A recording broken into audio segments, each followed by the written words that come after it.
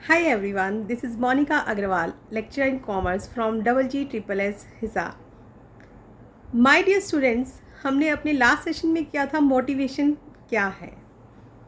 ठीक है, आज हम बच्चों इसी में कुछ और टॉपिक्स करने वाले हैं। लास्ट एपिसोड में बच्चों हमने किया था मीनिंग, डेफिनेशन एंड कैरेक्टरिस्टिक्स। ठीक है, आज हम उससे आगे के पॉइंट्स चलने वाले हैं।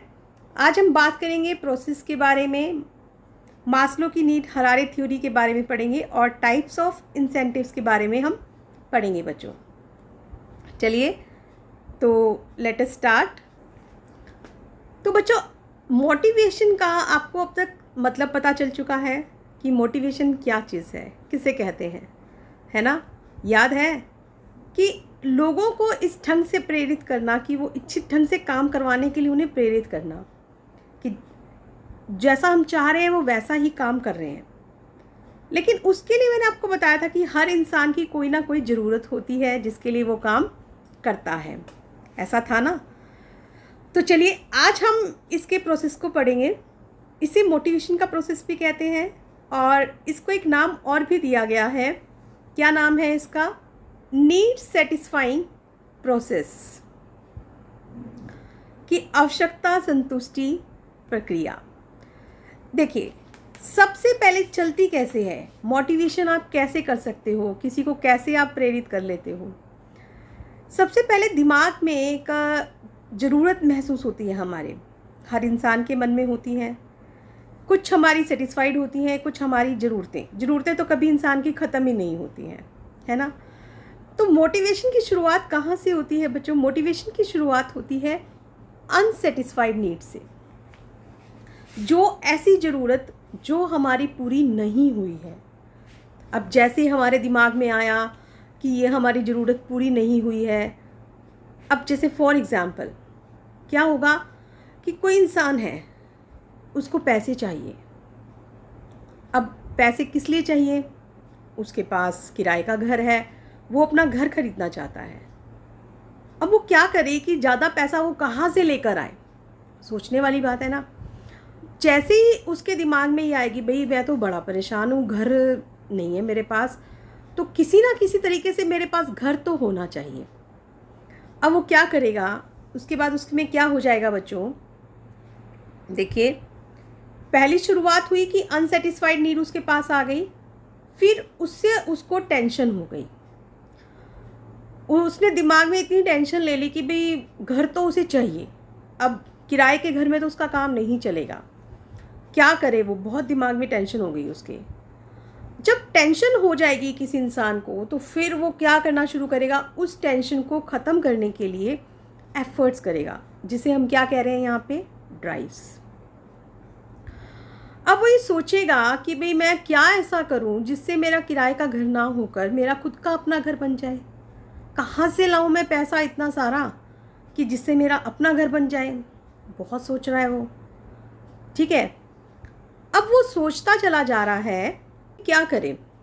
अब उस एफर्ट्स को पूरा करने के लिए वो विकल्प देखेगा, अल्टरनेट ढूंढेगा। अब अल्टरनेट कैसे सोचेगा? अब वो ये सोचेगा उसे ज़्यादा पैसा कमाना है।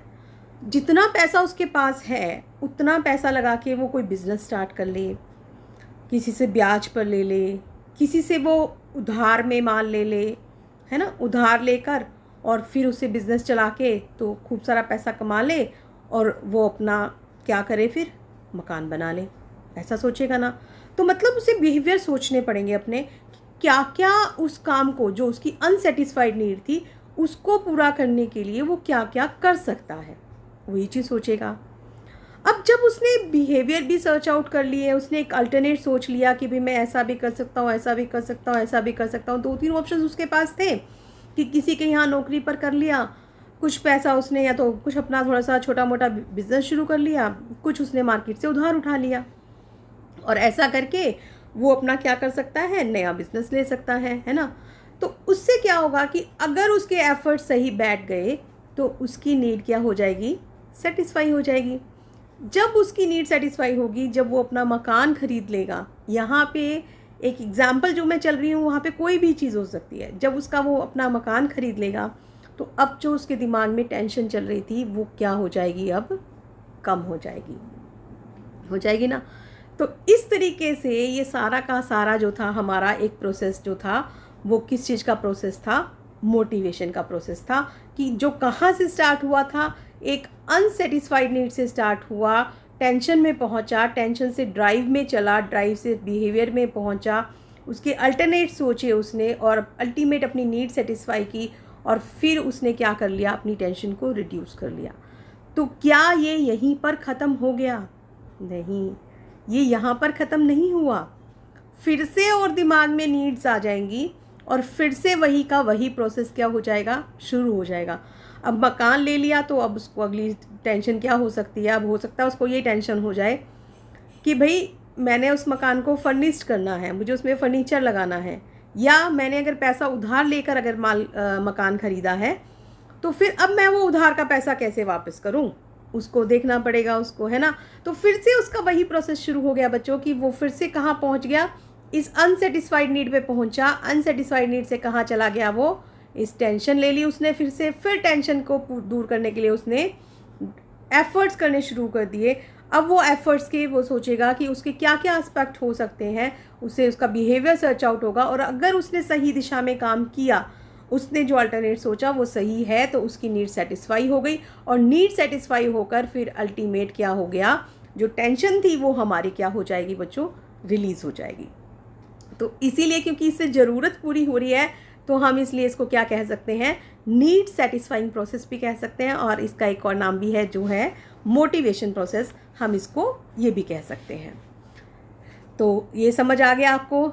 चलिए अब हम चलते हैं मास्लो की नीड हरारे थ्योरी की तरफ। जैसा मैंने आपको बताया कि इनकी थ्योरी जो है वो बहुत फेमस है। वो कहते हैं कि हर इंसान की ना एक ये मेन, इन्होंने जितनी भी ज़रूरतें होती हैं उनको इन्होंने इन 5 में बांट दिया। जो ये आपको एक डायग्राम नज़र आ रहा है, डायग्राम में आपको अलग अलग नीड्स नज़र आ रही हैं, ठीक है। तो इन्होंने क्या किया कि इनको इन 5 ज़रूरतों में बांट दिया।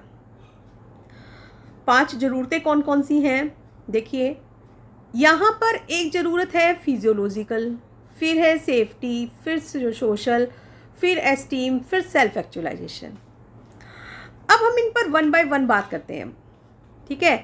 1 बाय 1 अब हम इन पर अगर बात करें तो सबसे पहला इन्होंने कहाँ से शुरुआत की, इन्होंने शुरुआत की फिजियोलॉजिकल नीड से, इस वाली नीड से। फिजियोलॉजिकल नीड्स क्या कहती हैं, वो कहते हैं कि सबसे इंसान की एक मेन ज़रूरत क्या है, हवा, पानी, खाना, रहना, सोना, कपड़े, ये हमारी क्या है, बेसिक नीड्स है ना। आप हमारे को एक महल दे दो लेकिन हमारे पास खाने के लिए कुछ नहीं है, पहनने के लिए कुछ नहीं है, तो क्या हम उसमें खुश रहेंगे? नहीं, हम तो भूखे ही मर जाएंगे उसमें, है ना। तो वो क्या कहता है कि मास्लो कहते हैं कि यहाँ पे सबसे पहली इंसान की ज़रूरत क्या है, फिजियोलॉजिकल नीड्स है। मतलब इन्होंने एक सीक्वेंस डिसाइड कर दिया एक तरीके से कि हर इंसान की ये ज़रूरतें होती हैं। तो पहली नीड आपको समझ में आ गई कौन सी, फिजियोलॉजिकल नीड है, जो किस लिए है, जो भी हमारा हर इंसान की जो बेसिक नीड्स हैं, हवा, पानी, खाना पीना, सोना, है ना, कपड़ा, एक सर छुपाने के लिए छत, ये चीज़ें। फिर दूसरी नीड, अब वो कहते हैं कि अगर किसी इंसान की ये नीड पूरी हो जाती है फिजियोलॉजिकल, फिर वो इंसान कौन सी नीड पे चलता है वो सेफ्टी नीड पर, या जिसे हम कहते हैं सिक्योरिटी नीड पर। अब जब हमारे पास खाने के लिए पैसे हैं, पहनने के लिए कपड़े हैं, रहने के लिए घर है, अब हम चाहेंगे ना हमारी सुरक्षा हो जाए, कोई हमारा एक्सीडेंट ना हो, कल को हमें कोई बीमारी ना घेर ले, कल को हम किसी के यहाँ नौकरी कर रहे हैं तो हमारी नौकरी ना चली जाए, है ना, हमारी हेल्थ अच्छी रहे, हमारी प्रॉपर्टी को भी नुकसान ना हो। तो मतलब हम उन चीज़ों की तरफ सोचना शुरू कर देते हैं। तो बच्चों देखा आपने कि भाई अब अगर आपके पास रहने के लिए घर नहीं था, खाने पहनने के लिए कपड़े नहीं थे, तो क्या उससे पहले आप अपनी सिक्योरिटी के बारे में सोचते नहीं। मास्लो कहते हैं कि सबसे पहले तो भैया आपको अपने खाने पीने में सोचना होगा, उसके बाद आप किस तरफ जाते हैं, अपनी सेफ्टी की तरफ, अपनी सिक्योरिटी की तरफ, चाहे वो अपनी सिक्योरिटी है या फिर अपनी प्रॉपर्टी की है, अपनी नौकरी की सिक्योरिटी है, इन चीज़ों की तरफ आप जाते हैं।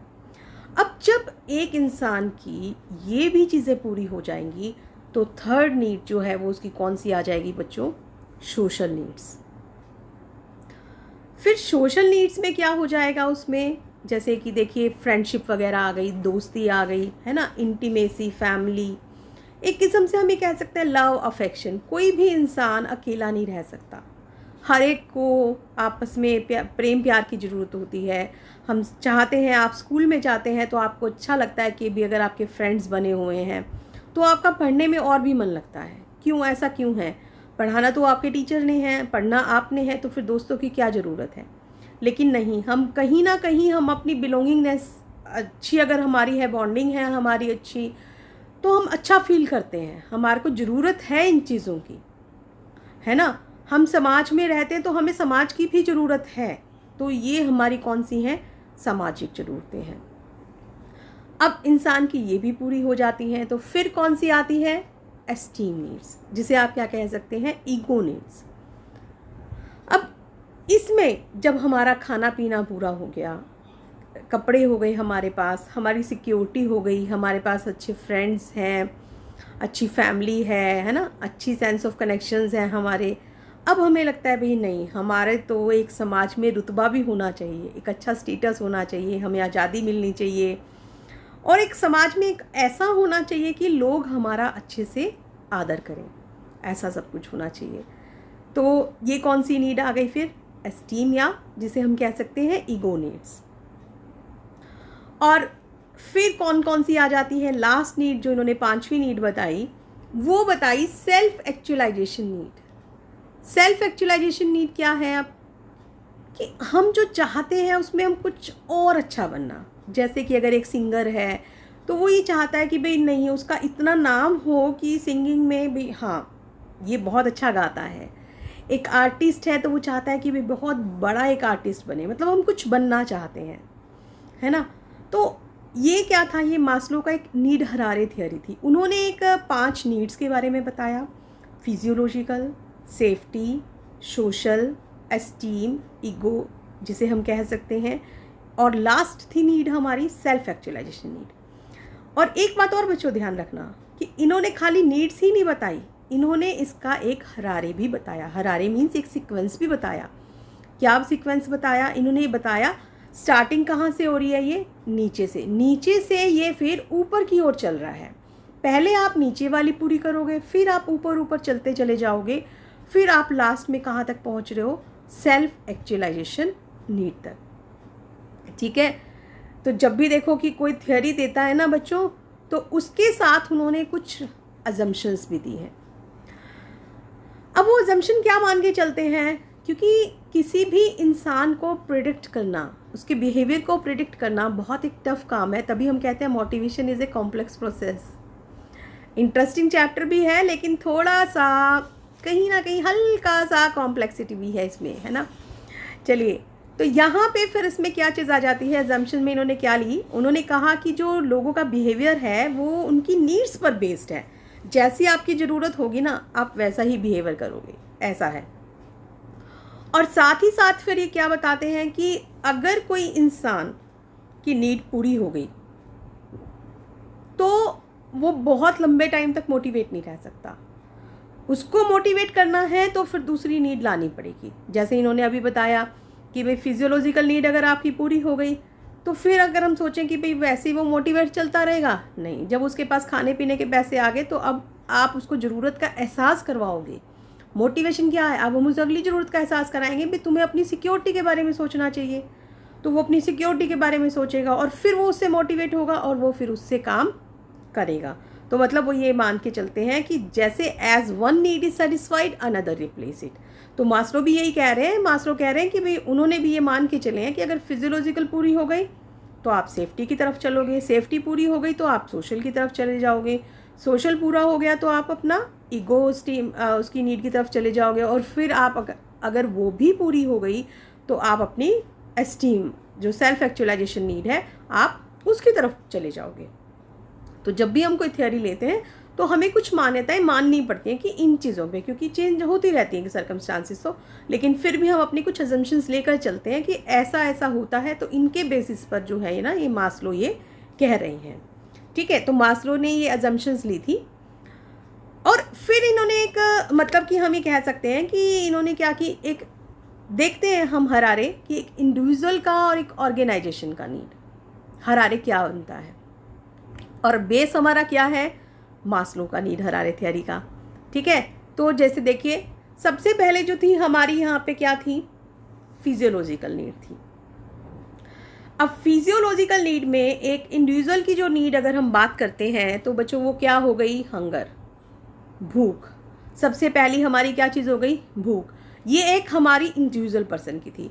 लेकिन अगर हम ऑर्गेनाइजेशन से रिलेटेड देखें तो हमें तो ऑर्गेनाइजेशन के हिसाब से चलना है ना। ऑर्गेनाइजेशन के हिसाब से अगर हम देखते हैं तो हमारी क्या चीज़ हो जाती है, बेसिक सैलरी, कि हमारे को सैलरी कितनी मिलने वाली है, हम कितनी डिज़र्व करते हैं या हमें फिर कितनी मिल सकती है, हम उन चीज़ों को देखते हैं। जब हमारी वहाँ से इंडिविजुअल की जो नीड है, भूख शांत हो गई, तो हम क्या चाहते हैं कि हमारी इनकम की स्टेबिलिटी हो, कि जितना पैसा हम कमा रहे हैं भाई इतना तो कम से कम हम कमाएं।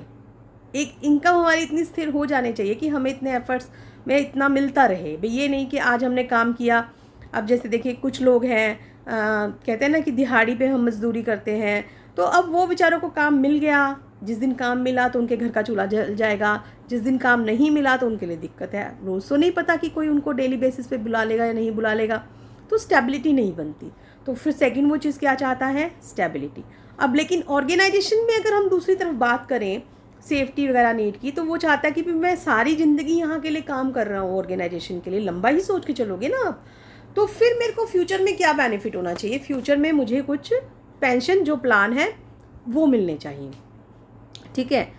थर्ड वही सोशल नीड, अगर आप इंडिविजुअली हैं तो आप किसको चाह रहे हैं, आप अपनी फ्रेंडशिप वगैरह चाह रहे हैं, और वहाँ पे आप चाहते हैं कि आपके अपने कलीग्स के साथ बहुत अच्छे से रिलेशन हो, क्योंकि बच्चों जहाँ आप काम करते हो ना वहाँ पे भी आपके काम करते हुए आपके आसपास साथी कैसे हैं, क्योंकि मैंने जैसा बताया, जैसे आपको अगर स्कूल में अच्छे फ्रेंड हैं तो आपका पढ़ने में मन लगता है, ऐसे ही अगर काम वर्किंग प्लेस पे अगर आपके कलीग्स मीन्स जो आपके साथ काम कर रहे हैं, अगर आपके उनके साथ संबंध अच्छे हैं तो आपका भी काम करने में बहुत मन लगेगा।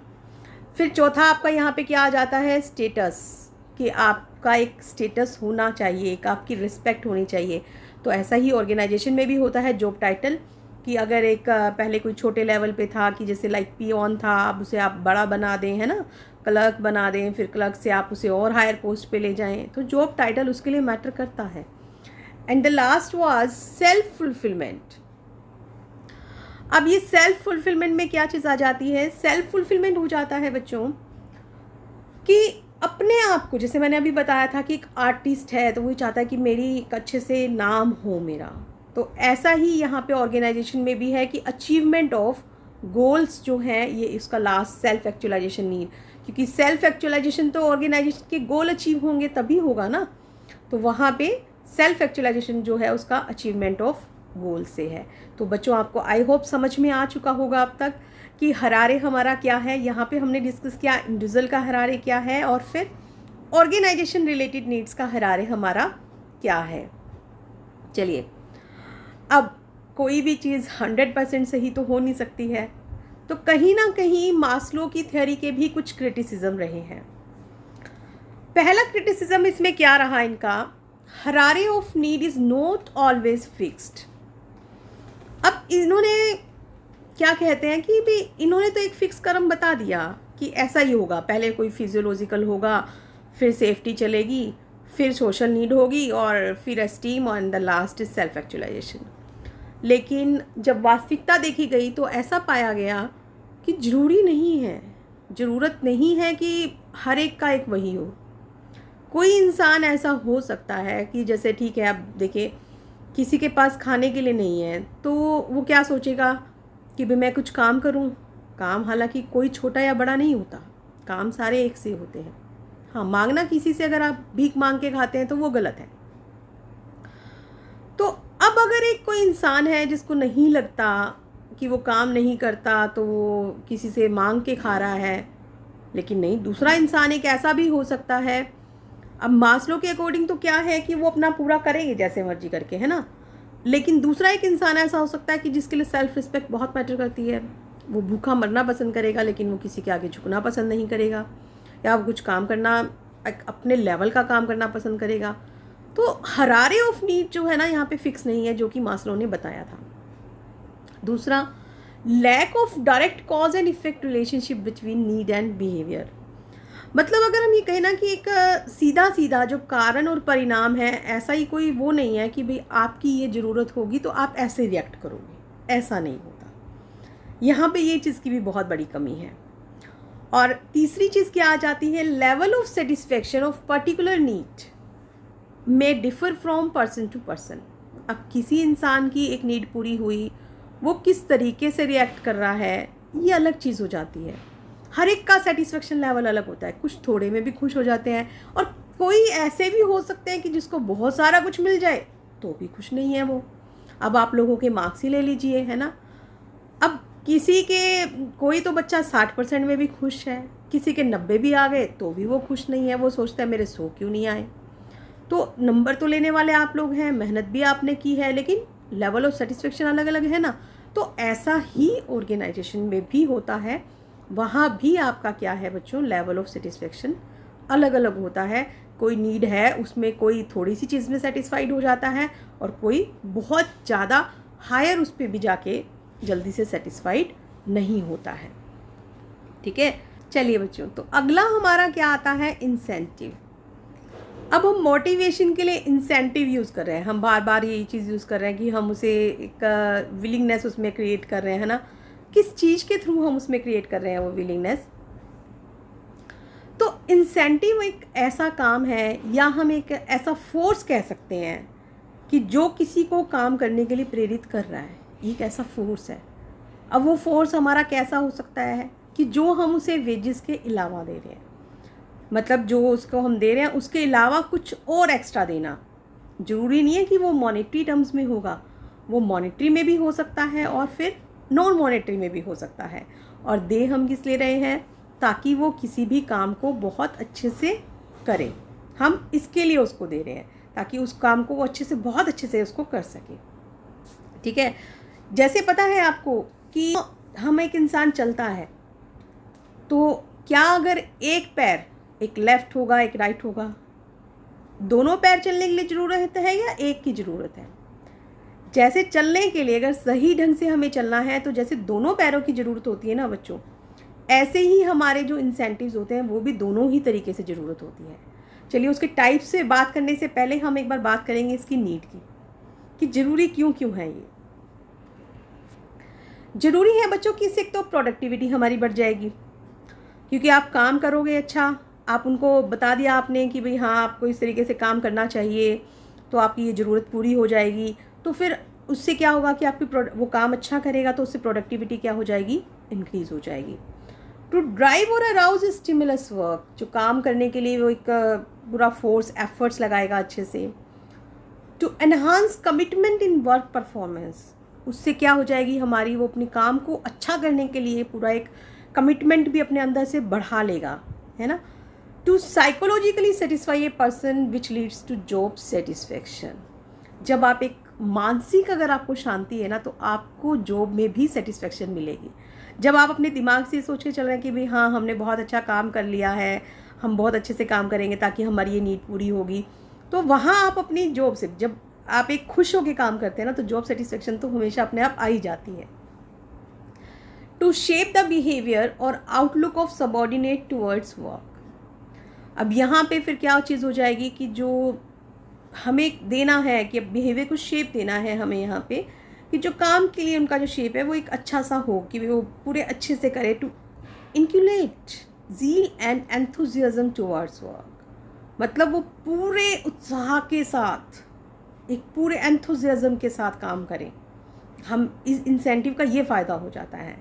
And the last is to get the maximum of their capabilities so that they are utilised maximally, means उससे हमें फिर फ़ायदा और एक और क्या मिलता है कि जितनी उनके अंदर क्षमता है ना, वो उसका पूरा का पूरा यूज़ करते हैं। ठीक है, तो ये हमारे इंसेंटिव्स की ज़रूरतें हैं कि हम उनका चाहते हैं। ये बेनिफिट्स भी कह सकते हो। अगर बेनिफिट्स में क्या आ जाएगा कि इससे प्रोडक्टिविटी बढ़ती है, इससे काम करने के लिए वो स्टिमुलेट हो जाता है ना, वर्क परफॉर्मेंस को देने के लिए अच्छे कमिटमेंट हो जाते हैं। और नीड क्या है, इससे हम ये बढ़ाना चाहते हैं। मतलब वर्ड्स वही होते हैं, थोड़ा सा चेंज उसकी लैंग्वेज आप कर देते तो बात का सेंस चेंज हो जाती है। यही एक वे ऑफ राइटिंग होता है बच्चों, जो आपको बहुत आगे तक लेकर जाना होता है। चलिए, तो नेक्स्ट हमारा आता है टाइप्स ऑफ इंसेंटिव्स। दो तरीके के बच्चों हमारे टाइप हैं, एक मॉनेटरी इंसेंटिव, दूसरा है हमारा non monetary incentive. Monetary incentive क्या है? जो मनी की टर्म्स में है, जो पैसे के लिए दिया है, मतलब अदर देन अगर आप सैलरी दे रहे हैं, that is monetary incentives. And जो नॉन मॉनेटरी टर्म्स में है, that is non monetary incentives, like recognition आपने उसको दे दिया है, तो वो हमारे क्या है? Non monetary incentives. जैसा मैंने अभी बताया आपको, एक इंसान को चलने के लिए दोनों पैरों की ज़रूरत है, लेफ़्ट भी ज़रूरत है, राइट भी ज़रूरत है। अगर एक नहीं है ना, तो वो हैंडीकैप्ड हो जाता है, सही से चल नहीं पाता। ऐसा ही एम्प्लॉयज़ के साथ है कि अगर जब आप उसे इंसेंटिव देते हो ना, तो खाली पैसे का नहीं, मॉनेटरी भी देना पड़ता है, प्लस आपको नॉन मॉनेटरी भी देना पड़ता है। दोनों तरीके के आपको देने पड़ते हैं। ठीक है, चलिए आइए वन बाय वन हम इन पर बात करते हैं। सबसे पहले हम बात करेंगे मॉनेटरी इंसेंटिव्स की। अब मॉनेटरी इंसेंटिव में बच्चों सबसे पहला हमारे पास क्या आ जाएगा? पे अलाउंसेस, पे एंड अलाउंसेस। अब यहाँ पे क्या है कि आप उसकी पे बढ़ा दें। आप कहते हैं कि भाई आप अच्छा काम करोगे तो हम आपकी सैलरी बढ़ा देंगे, या हम कुछ आपको अलग से अलाउंसेस भत्ते दे देंगे अदर देन जो सैलरी आप देते हैं। जिसे आपने सुना होगा बच्चों, डीए है ना, डीएनएस अलाउंस, महंगाई भत्ता, जो महंगाई बढ़ने के साथ साथ दिया जाता है। तो वो हमारा क्या है? मॉनेटरी इंसेंटिव है। इसी के साथ साथ फिर हम किस फॉर्म में दे सकते हैं बच्चों? हम दे सकते हैं बोनस में। अब आप पैसे के अलावा, जैसे आजकल बहुत चलता है कि भाई पैसे के अलावा अगर आपने दिवाली पे दे दिया, कि दिवाली बोनस के नाम से दे दिया, कि कुछ उसको, एक इंसान 20,000 रुपये महीना कमा रहा था, अब 20,000 में आप कहते हैं कि नहीं 1,000 रुपये आपको बोनस दिया जा रहा है, आपने काम बहुत अच्छा किया है। तो अब वो इंसान सोचेगा ना कि भाई मैंने काम अच्छा किया, मुझे 1,000 रुपये एक्स्ट्रा मिले, जहाँ 20 मिल रहे थे वहाँ 21 मिले हैं, तो वो अगली बार काम को और भी क्या करेगा? अच्छे से करेगा। फिर क्या कर सकते हैं? Third, profit sharing. हम वर्कर्स को ये भी बोल सकते हैं कि भाई हम तुम्हें लाभ में हिस्सा देंगे, सैलरी तो देंगे ही देंगे। जैसे 20,000 रुपये कमा रहे हैं तो 20,000 रुपये तो आप देंगे ही देंगे, लेकिन अगर कंपनी को ज़्यादा प्रॉफिट्स होते हैं तो कंपनी के प्रॉफिट्स में से भी हम क्या करेंगे? हिस्सा देंगे। उससे क्या होगा कि वो और मोटिवेट हो जाएगा, भी उसको काम और अच्छा करना करेगा, कि भी कंपनी को प्रॉफिट होगा तो अल्टीमेट उसको भी प्रॉफिट हो जाएगा, है ना। तो वो काम को क्या करेगा? और भी अच्छे से करेगा। एक होता है को पार्टनरशिप। को पार्टनरशिप क्या है? को पार्टनरशिप है जैसे एक किस्म से हम ये कह सकते हैं वर्कर्स पार्टिसिपेशन इन मैनेजमेंट। एक तरफ तो हमने लाभ में हिस्सा दिया, दूसरी तरफ हमने उसे कंपनी में ही पार्टिसिपेशन करा दिया, कि हमने उन्हें पैसे नहीं लिए लेकिन कंपनी के शेयर्स दे दिए, है ना। तो वो काम में हमने उनसे पूछा कि भाई ये काम कैसे करोगे आप और किस तरीके से आपका चल रहा है। उनके जो कुछ बातें अगर हमें अच्छी लग रही हैं, डिसीजंस लेने में हमें अच्छा लग रहा है उनका डिसीज़न, हम वो अप्लाई कर सकते हैं। तो उन्हें भी बहुत अच्छा लगता है भाई नहीं हमारी बात मानी जा रही है, तो वो को पार्टनरशिप हो गई कि उन्हें एक्स्ट्रा बेनिफिट भी मिल रहा है। जब आप उनके पास शेयर्स है तो डिविडेंड तो मिलेगा ही मिलेगा, प्लस उनका मैनेजमेंट में भी पार्टिसिपेशन हो रहा है। तो मॉनेटरी भी हो गया और नॉन मॉनेटरी भी हो गया। फिर एक रिटायरमेंट बेनिफिट्स। अब एक इंसान ने सारी ज़िंदगी आपके लिए काम किया है, अब जब रिटायर होने का टाइम आ गया, जब वो काम करने के लायक, रिटायर तो तभी किया जाता है ना, कि ये मान के चलते हैं कि भी इतने साल के बंदे काम नहीं कर सकते हैं, तो जब उसका काम कम, क्योंकि एनर्जी देखिए, जैसे बच्चे होते हैं तो उनमें एनर्जी ज़्यादा होती है, जैसे जैसे बड़े होते जाते हैं एनर्जी लेवल भी क्या हो जाता है? कम हो जाता है। तो और ज़्यादा बड़े होंगे तो एनर्जी लेवल कम हो जाएगा। तो जब उसने अपनी एनर्जी थी तो उसने सारा ऑर्गेनाइजेशन को दिया, अब उसके पास एनर्जी नहीं रही तो उसको रिटायरमेंट पे वो खाएगा कैसे? तो कंपनी को वहाँ पे भी तो उसको बेनिफिट्स देने चाहिए। तो जैसे ग्रेच्युटी है ना, पेंशन है, वो इस फॉर्म में इनको दे देते हैं। एक इसी तरीके से आता है वेज इंसेंटिव। वेज इंसेंटिव्स क्या होते हैं? ये प्रोडक्शन के साथ जुड़े होते हैं। जैसे टेलर के अगर आपको ध्यान होगा सिद्धांत थे, उन्होंने एक दिया था हाई रेट लो रेट प्रोडक्टिविटी। उन्होंने कहा कि क्या करो, आप काम का एक स्टैंडर्ड फिक्स कर दो। अब मान लो कि भी एक आपने कहा कि एक आदमी एक दिन में 10 यूनिट किसी चीज़ की बना सकता है, ठीक है। अब कोई आदमी अगर 10 से कम बनाता है तो उसे लो रेट के हिसाब से वेजेस दे दो, लेकिन अगर कोई इंसान 10 से ज़्यादा यूनिट बनाता है, बेशक वो एक ही ज़्यादा क्यों ना बना रहा हो, तो उसे हाई रेट से वेजेस दे दो। तो अब उस इंसान को ये पता भी, हाँ काम भी अच्छा होना चाहिए। अब एम्प्लॉय को ये पता है मैं ज़्यादा यूनिट बनाऊंगा तो मेरे को ज़्यादा काम पैसे मिलेंगे, वेजेस तो मिल ही रही है प्लस एक हाई रेट से मिल रहा है, तो वो उससे खुश होकर और क्या करेगा, काम करता है। और मॉनेटरी में ही जो लास्ट है हमारा वो है परक्यूजिट्स। परक्यूजिट्स क्या होते हैं? परक्यूजिट्स होते हैं जो जॉब के स्टेटस के कारण है, जो हमारी पोजीशन है। अब जैसे कोई कंपनी का मैनेजर है, कंपनी अपने मैनेजर को एक बंगला दे देती है, घर दे देती है, रहने के लिए किराया भी नहीं लेती, गाड़ी दे देती है, उसका भी किराया नहीं लेती। तो ये क्या चीज़ है? ये परक्यूजिट्स हैं। तो फ़ायदा तो है ना उस चीज़ का। अगर आप खुद किराए का घर लेते या खुद का घर लेते तो आपका पैसा लगा हुआ था उस पर, या आपको रेंट देना पड़ता। लेकिन अब आपको जो कंपनी है वो आपको फ्री में दे रही है, तो उससे आप सोचोगे ना कि आपकी पोजीशन जो है वो और बढ़ जानी चाहिए ताकि आप काम और अच्छा कर सको। जब काम आप अच्छा करोगे तभी तो आपकी पोजीशन बढ़ेगी। तो ये तो थे हमारे कौन से? Monetary incentives. अगले आते हैं बच्चों हमारे non monetary incentives. Non monetary incentives में जैसे हमारे बहुत सारे हैं, जैसे स्टेटस। अभी मैंने आपको बताया कि स्टेटस मैटर करता है। एक पियोन है, एक क्लर्क है, एक उससे ऊपर है ना। तो आप जैसे जैसे स्टेटस बढ़ाओगे तो उसे लगता है भी नहीं मेरे को अच्छा लगेगा, तो काम वो अच्छा करता है। ऑर्गेनाइजेशन का क्लाइमेट भी जो होता है ना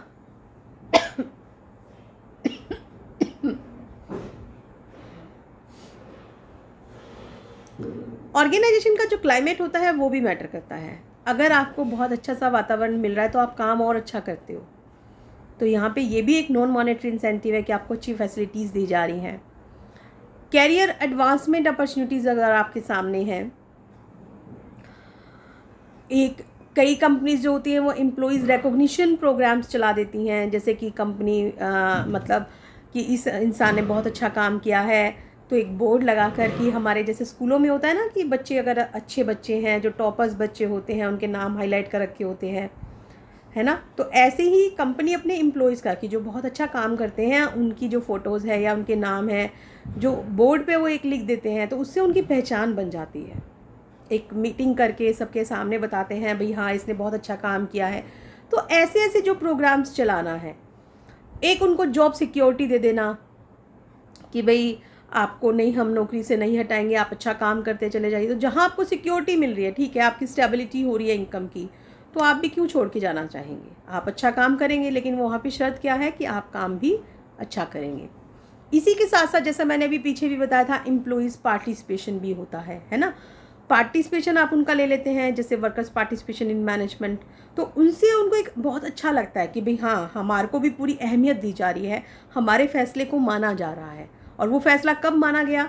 जब वो काम अच्छे से हुआ है, तभी तो वो आप अच्छे अगर आइडियाज़ दे रहे हैं तो कंपनी आपके आइडियाज़ को फॉलो करेगी। इसी के साथ साथ एम्प्लॉइज़ एम्पावरमेंट किया जाता है, उनके डिसीज़न को अहमियत दी जाती है, उनकी बातों को अहमियत दी जाती है, उनकी अगर कोई डिमांड्स जायज़ डिमांड्स हैं वो भी क्या की जाती हैं, पूरी की जाती हैं। ठीक है, तो ये तो थे बच्चों हमारे नॉन मॉनेटरी इंसेंटिव्स। देखा आपने कि मतलब ज़रूरी नहीं है कि खाली मॉनेटरी ही आपको देने पड़ेंगे। अभी मैंने बताया था दोनों चीज़ें ज़रूरी हैं, दोनों पैर ज़रूरी हैं। तो इसी तरह से मॉनेटरी इंसेंटिव भी ज़रूरी हैं और नॉन मॉनेटरी इंसेंटिव्स भी हमारे ज़रूरी हैं। तो आई होप बच्चों आपको बहुत मज़ा आया होगा इस चीज़ में, क्योंकि मोटिवेशन एक बहुत इंटरेस्टिंग सा चैप्टर है और आई होप आपको समझ आ भी गया होगा। तो आज के लिए इतना ही, दैट्स ऑल।